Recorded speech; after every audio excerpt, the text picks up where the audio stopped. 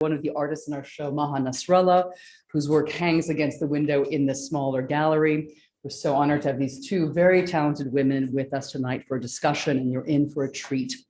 I also want to recognize the co-organizer of our exhibit and our programming, the Abu Dhabi Music and Arts Festival, and also the support of its founder, Ms. Hoda Kanu. So thank you as well.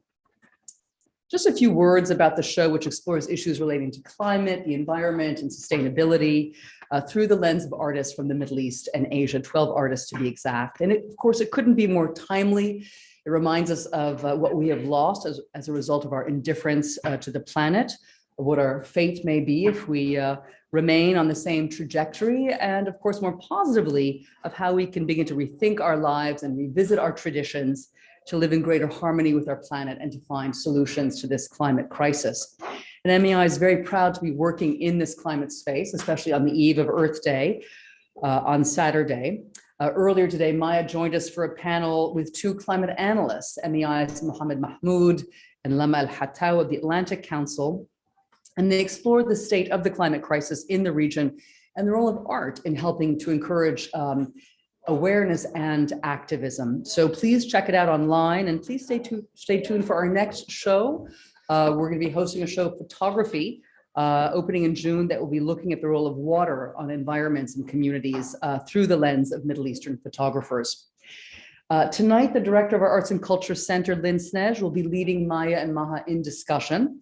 This is Lynn's 9th exhibit here at MEI.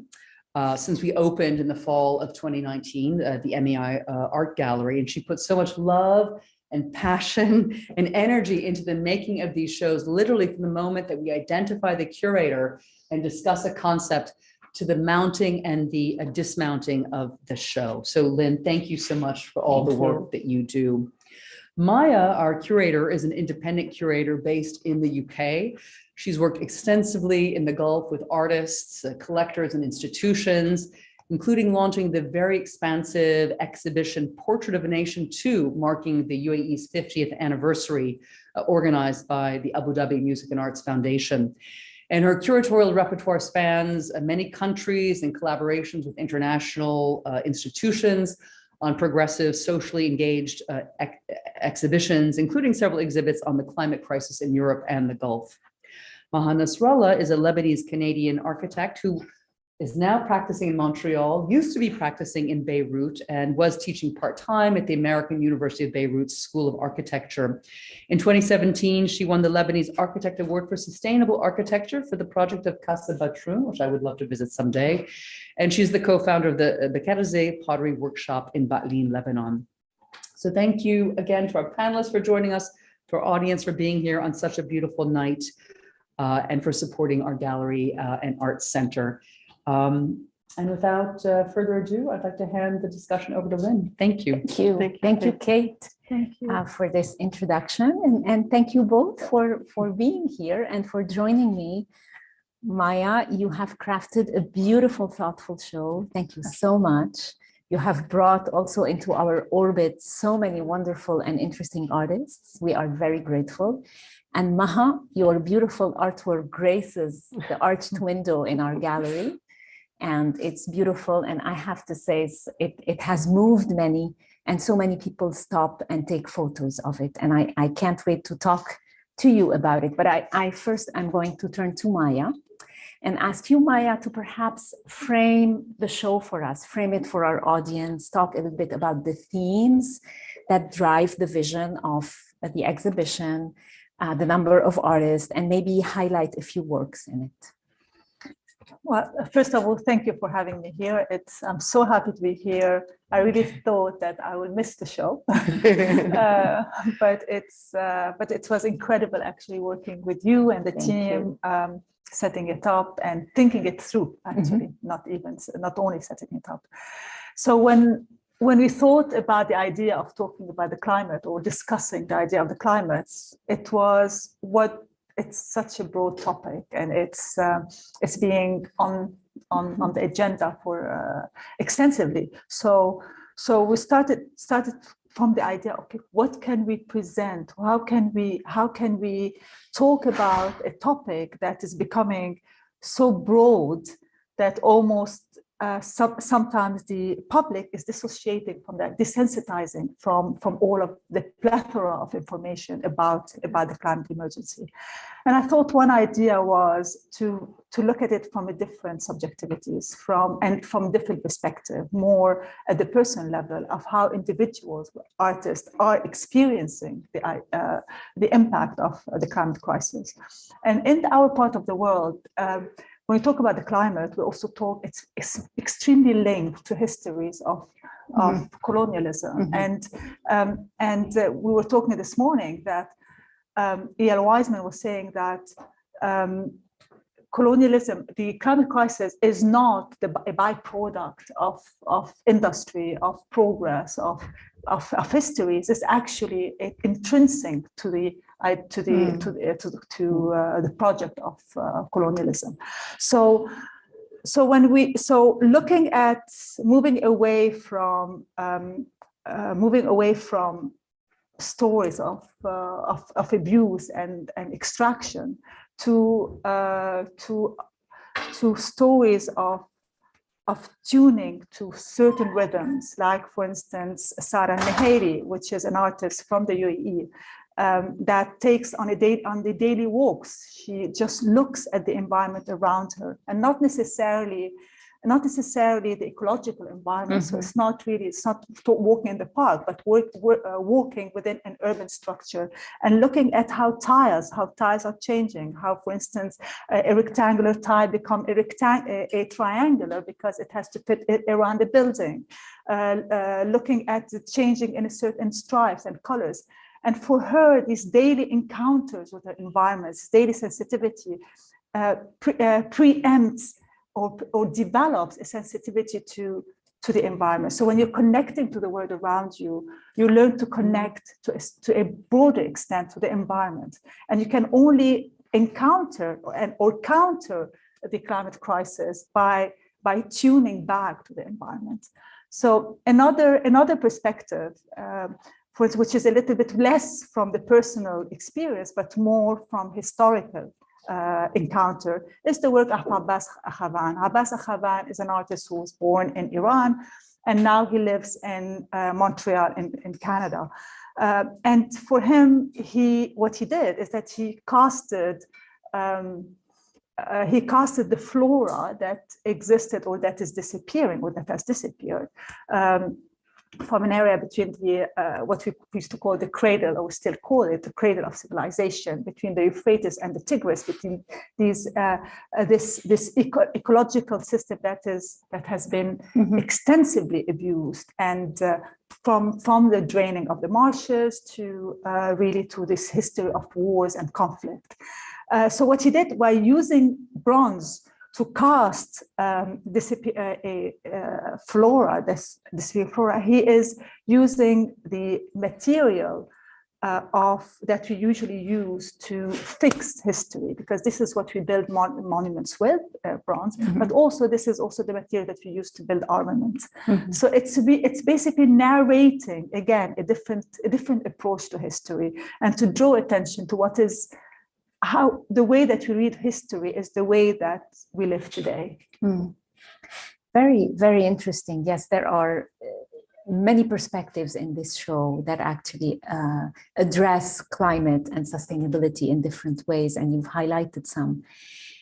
I want to turn to Maha, and because Maha has yet another perspective on, and Maha, your work weaves so many things, right? The material that you use is, and you're going to tell us more about it, but you ground it and you root it in the memories, the resilience. And maybe you can talk about the work and the genesis of it. Okay. Like, how did it come about? And maybe describe also the work that we will all see as the curator will lead us into a gallery tour for those of you who can stay with us. Yeah. This is a moment in my life where I had to move away from home, which is Lebanon, due to the economic collapse in 2019, the several crises after that followed, and eventually the big explosion that happened in August 2020. and resettle back in Montreal, where I had lived during the war that was supposed to have ended. So arriving in this city that I knew, that I loved, but I was like away from for so long and wanted to be in Lebanon, we started doing our laundry. And while you do the laundry, you put it in a dryer. You cannot hang it outside in the sun, right? It's a cold country, and that's how you do your laundry. And you add these dryer sheets into the laundry. And every time I would pick up my clothes from the dryer, I would look at this dryer, white, beautiful, and so it looks so fragile, yet it resisted the heat in this dryer. In this dryer it's like sheet? Unbelievable. And they were so perfect. So I started to iron them after and collect them, saying one day I'll do something with this. And in parallel, I was writing my diary daily because it was a way of healing and a way of, getting to understand all the forces that made me move and how I was going to continue in this new life. So at some point, I put the two together. I took out some ideas from my diary and started embroidering onto this sheet that is irregular, that is fragile. Like if you pull the thread a bit too much, it breaks, and you have to be very delicate with it, and yet so resilient. So I felt like it reflected my feeling in a way. Like I was broken, but I was strong at the same time, and I needed something to express on. And so I started writing those diaries onto these sheets with a little thread. And you said one day, we're holding on to a thread. And I loved what you said that day. Yeah. It's just like we're holding on to this thread. Yes, absolutely. Well, it is a very personal work that taps into the narrative and the conversation of environment and sustainability in this very personal way. And it shows how, each of us is impacted by these things, right? You choose to not only use that recycling material, but to recycle your own memories as well, and to play on this permanence, impermanence, way. Well, as an artist, this is, I think, not the only or the first work that you do that has to do with environment, but just so that the audience understands your practice a little bit more. How does that sit in your broader practice? How does that theme sit in your broader practice? You had done those garbage bins as well. Yeah, Lynn, I started doing what we call art because I'm an architect, and I never saw myself as an artist until I started doing pottery. And this medium that is so flexible, that allows you to do so many things, from the cup to the sculpture to anything you want, really. It adapts to everything. And I was in love with that material. This is where I was able to start expressing some of my ideas that eventually became what we exhibit and people look at. I don't know. I still cannot call myself an artist. It's so hard for me. It's another story. But so when the garbage crisis happened in Lebanon, all the protesters in the streets were turning upside down all the bins and burning the garbage in the streets, just to show that something, they're discontent. Yeah, they're discontent, and to block the roads and to start let people see them, like there's something, you should do something about it. And so I took that moment where this happened, and I reproduced the bins in clay, and I did an installation with them, just like putting them next to each other. And the process was also interesting to me because first you have to construct these pieces, and I did them one by one. And then when you fire them, they go into the fire of the kiln. And that's also, it had a symbolic meaning to me, like they're going through hell to become a piece of clay, very violent. And I didn't stop there. I took them and then I fired them outside the kiln using different materials like metal, shrapnels, milk, garbage, anything. I just put everything together with them to give them that patina that those garbage bins started to look like, because they used to be green, and then all of a sudden you see them, they're bronze, they're red, they're black, very eroded. They have been tortured. And so this was the beginning of the work that I did with that. And before that, I had worked on another project which was related more to the Syrian war. And it was based on the idea of the sabot, the Syrian sabot, which we call qubqab. And that, unfortunately, it was like, to me, a symbol of war, but it was basically a symbol of how people were left behind, how people were ignored, how culture was being ignored, how craftsmanship was being ignored, and the war that is always senseless and where everyone loses all the time, still happening, and we still see it happening, and it's never ending. And I just wanted to stop for a moment, and it reminded me of the war we had been through in Lebanon, and it never led to any solution to any problem. So I just wanted to stop and look at that, and through the sabot, create a piece with the clay again to reproduce these above. Thank you, Maha, for that. Maya, I want to ask you, as a curator, this is not the first show that you put together, that you sort of craft that is focusing on climate. For you as a curator, when did this interest in the climate issue start? Because you are working also in a region where this conversation, if I may say, is not one where, you know, artists have been working for a long time. Where was what is the genesis of your interest in sort of talking about this through the work of the artists? I think it was also around the Arab Spring. It's that this is where they start this almost collectively, as people coming together and really protesting and really voicing anger, voicing against a status quo, and living in. Actually, at the time I was in between, but I was asked, I had left Saudi Arabia, and I was asked to curate an exhibition at our gallery in Saudi, in Jeddah. That was in 2018. And actually, this is also, I collaborated with Maha on that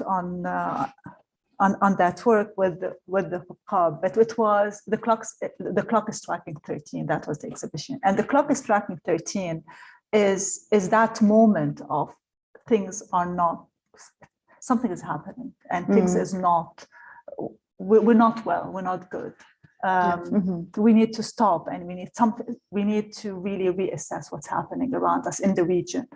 And so we addressed ideas, obviously, of the climate crisis, but also how closely linked it is to the politics that's taking place, and to the politics of violence that is taking place. So from this, in 2020, then I was asked to curate Jeddah 2021, which is also, I mean, it's almost like a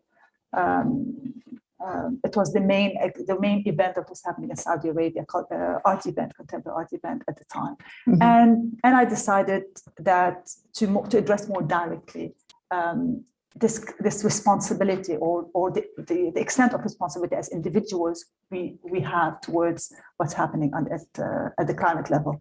And I realized actually that when I approached artists, because it was primarily to be artists from the region, there was a difference of where these artists were coming from. For artists that are coming from the Levant or from North Africa, their relationship with themes of the environment was different than artists that were coming from the Gulf. How different? In a way, it's almost like it was a conversation where the artists started thinking about the environment in the Gulf. So it was more, it's you know, when you talk about this exhibition, because we're talking about more of a personal experience of, Mhm. of a crisis. Mhm. Living in an environment that is where, in a way, you provided for. It is not comfortable. People are Mhm. comfortable in Mhm. and whether in Saudi or in the UAE or in Qatar. So the pain of the impact of climate violence is not felt. Even if temperatures are rising, even if there are droughts that happen. There was a major flood that happened in Jeddah, also with people were killed, and but there is a structure. There's a political structure that supports, which does not exist in our part in the Middle East, in the Levant or in Lebanon, like after the crisis, after the explosion. Nothing. I mean, there wasn't a governmental structure that provided. It was more NGOs and it was more civic society, but not. So this is how, and this is also, it was interesting to see how this mindset started shifting, how artists starting to paying attention to these issues. Absolutely. And Yeah. linking globally also with these conversations. And that is tied to, in the morning in the panel when we spoke, when one of the panelists spoke about the readiness of the countries and the different place where they are at. But also, but also that it's approached from a different perspective. It's approach in the Gulf, also approaching of what local knowledge do we have? It's also our relationship to the environment. It's not a relationship of extraction. It's a relationship also of, we imported knowledge, but what do we know? We talk about the desert that's arid, but is it really arid? Can we look at the desert as a place of abundance? Because it becomes a stage of abundance when we gather the knowledge that we have through ancestry. So we realize that actually the desert is not. It's a colonial idea of talking about the desert as being arid, as being devoid of life. Absolutely, and we have some works as well in the show as you take us through. I want to bring in the room for questions very soon. I will take your maybe Maha, as an artist, your opinion on the role and importance and impact of the voice of the artist in this conversation. What do you think is the role of the artist in this? I was about to ask Maya, and I think I have an answer to it as well, that when you were saying this, that you had two different approaches, bringing the artists together creates that relationship. Because the artists have a readiness to be sensitized. Absolutely. So when you bring them together in an exhibition, they talk, they listen to each other, and the sensitivity goes from one to the other. Yeah. And I had a personal experience, direct experience with this. So I think that art, at best, can really touch another person in the way that it has touched the artist. At worst, it just is a nice thing or something that you look at. But ideally, it moves the audience. It should move the audience the way it has triggered that movement into the artist. Beyond that, I think it's the work of the viewer to decide what they want to do about it. Certainly. I really want us to continue this conversation in the gallery with you all rather than keep you here. But, before our curator and with Maha Nasrallah's presence, and perhaps Maha can also, further animate and speak about her work in front of it in the gallery. Do we have any questions from the floor? Does anybody would like to sort of interject or ask a question about what we've been discussing? Yes, please. The materials that were used in these pieces, are they connected in any way to climate? Are they sustainable materials, or was there any kind of, guidelines for this? Actually, honestly, we did not look at sustainability. And when I was discussing with artists, obviously Maha, with the work that she did address sustainability in a way, and we used. But other artists are using also material that is and some of the work already existed since 2012 or quite earlier, but it's the material that is used needed to be used. But if I look, I mean, most of them are sustainable. Some of them are photography, others are, are very natural material, work on paper. Yes, but it wasn't a concern. Yes, please. Hi, thank you very much. Really excited to see the artwork and the comments that will be made, I'm sure, about the climate crisis. I'm wondering, though, without giving away the interpretation of the artworks, should we keep our eyes peeled for any intersections with other issues that these artworks might be talking about? Are there any other issues that the artists seek to address that we should be mindful of? Mindful in terms of? I think, Yeah. The fact that, you spoke a lot about how the artists are addressing the climate crisis and often not wanting to go and dig into the cultural histories of the region, the legacies, the colonial legacies. So I think a lot of the themes, maybe you can speak a little bit about that as well, Maya, how they are all wanting to talk about collective memory and. Yeah, I mean, all of these topics are intertwined in the work, and they're also intertwined in the climate crisis that in the region. So it's not a crisis that is taking place as I said as a byproduct or as a consequence of growth, of industry, it is a crisis that exists because it was intrinsic to the history of the area, to the colonial history of the area. So these artists are addressing politics. They're addressing power, violence, bureaucratic violence. They're addressing extinction, but also displacement, eradication of a certain way of being. It's like some of the artists talking about the work, for instance, I think it's not the work here, but it's when they are forbidden of, for instance, of foraging certain type of plant. It's not. The idea is not about a scientific or a will to preserve a certain flora, but it's more about to eradicate a certain way of life and to eradicate a connection to the land. So, and when you eradicate or when you break that bond with the land, then it becomes easier to displace. It becomes easier to enforce a certain politics. So the whole region is linked to. Yeah.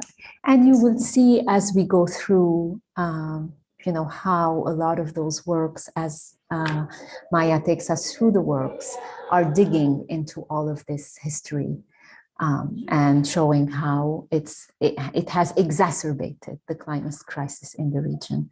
It's one of the, it's a region that is suffering one of the worst crises because of the lack of readiness, but also because of the history. Any more questions?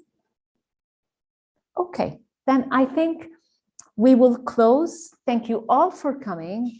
Please join us in the gallery, and as Maya takes us through the exhibition and with the participation of Maha. Thank you so much for coming.